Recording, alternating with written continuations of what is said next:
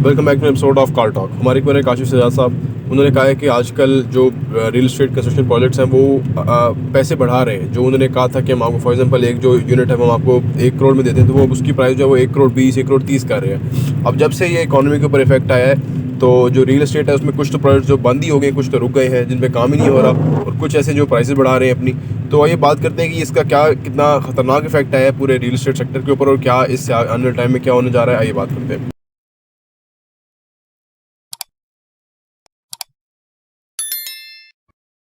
बिस्मिल्लाहिर्रहमानिर्रहीम, अस्सलाम वालेकुम रहमतुल्लाहि व बरकातहू। देखिए जी, सारे लोग कीमतें नहीं बढ़ा रहे हैं। हम कोई अब जो हम बेच चुके हैं उसकी कीमत नहीं बढ़ा रहे। उसकी वजह कि वो अखलाकी तौर पे भी ठीक नहीं है, और एक हमने एक सर्टन एग्रीमेंट किया होता है जिसके तहत हमने कंडीशन डिफाइन कर दी होती है। उसमें ये कंडीशन थी ही नहीं कि किसी के भी नहीं थी कि भाई प्राइस बढ़ जाएगी डॉलर की तो जी रेट बढ़ जाएगी। बिल्डर का नुकसान नहीं है, बिल्डर के फ़ायदे में थोड़ा कम फ़ायदा है, यानी उसके प्रॉफिट में कट लग रहा है, तो वो उसको बर्दाश्त करना चाहिए बीइंग बिल्डर। अगर उसने उसके ऊपर लोगों ने एतबार किया है तो उसको भी एक एतबारी बंदा बनना चाहिए और उसको बर्डन को अपने ऊपर लेना चाहिए, ठीक है ना।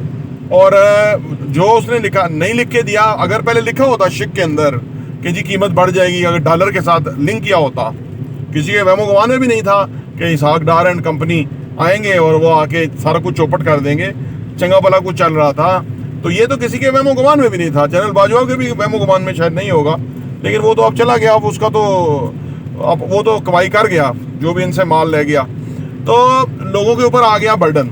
अब लोग या तो उसको बदवाएं दें और जो जिस कीमत पे चीज़ों बेची हुई हैं उसको बर्दाश्त करें और लोगों पे ना डालें। उसकी वजह ये है कि आपने अपने एक अच्छा 30-40% प्रॉफिट आपने रखा हुआ था, मिनिमम की बात कर रहा हूँ। अगर वो प्रॉफिट आपका 20% या 25% रह जाता है तो फिर भी आपका प्रॉफिट है, नुकसान तो नहीं है ना।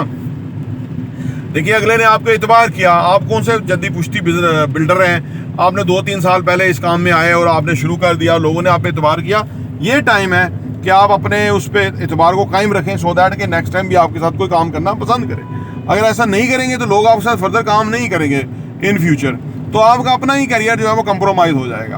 तो प्रॉफिट थोड़ा सा बर्दाश्त करें, अगली दफ़ा प्रॉफिट आप ज़्यादा लें, आप अपनी चीज़ों को क्वालिटी की करें, बेहतर करें, आप अपना 2 पैसे ज़्यादा मार्जिन रख लें। क्योंकि अगर आप फर्ज करें आपके क्लाइंट जो है उसमें से शायद कोई 30% या 40% या 20% पुराने क्लाइंट अगले बिल्डिंग में आपसे लेंगे, क्योंकि आपने उनके साथ रवैया अच्छा रखा, कन्फ्रंट्रेशन इस तरह नहीं बनाई कि जी वो डॉलर बढ़ गया तो ये वो। तो इससे आपको फ़ायदा है, मतलब बिल्डर को फ़ायदा है कि वो अपने साथ कस्टमर रोटेट करे। अगर वो नहीं करता तो फिर वो ये कि आप उसके साथ कुछ भी कर सकते हैं, क्योंकि वो लिख के तो आपने दिया नहीं कि जी डॉलर के साथ लिंक है कीमत, तो वो आप हक बजाना है, आप जितने पैसे तय हुए थे उतने आप देंगे और वो आपको देने का वो है। बीच में लोग डालें, अगर कुछ भी करना पड़ता है तो वो बहरहाल वो आप पे बात नहीं आएगी। और ये जो हुआ है ये तो कभी किसी ने सोचा नहीं था, जिस तरह से ये स्टील की कीमतें किस तरह बढ़ गई हैं, ये जो इंपोर्ट्स नहीं हो पा रही हैं, और ये तो नैले दैले हुक्मरान है, ये तो इन्हीं को जाता है। इन्होंने जो जिस लेवल पे लोगों को जिल्लो ख्वार कर दिया है, अब जो इसको वोट देगा वो कोई अंधा ही होगा जो इनको वोट देगा, मेरी सही मानों में। कारोबारी नहीं होगा कि इनसे हैंडल ही नहीं हुआ कि भाई आपने पहले डॉलर को नीचे खींच के रखा, फिर आपने उसको छोड़ दिया, वो लोगों की कमर टूट गई और चीज़ें कहाँ से कहाँ बदल गई। तो आपसे नालायक बंदा तो कोई है ही नहीं इस दुनिया में, जो आपने वज़ीर ख़जाना लगाया और उसको फौजी हेलीकॉप्टर जहाज़ में लेकर के आए थे। तो ये नैले पे दैले हैं, ये जो काम का हुआ है जिसमें लोगों का कारोबार और जो है ना वो प्रॉब्लम में गया है। और फिर वो अगर फिर भी इनको वोट दें तो वो वाकई अंधे बंदे हैं।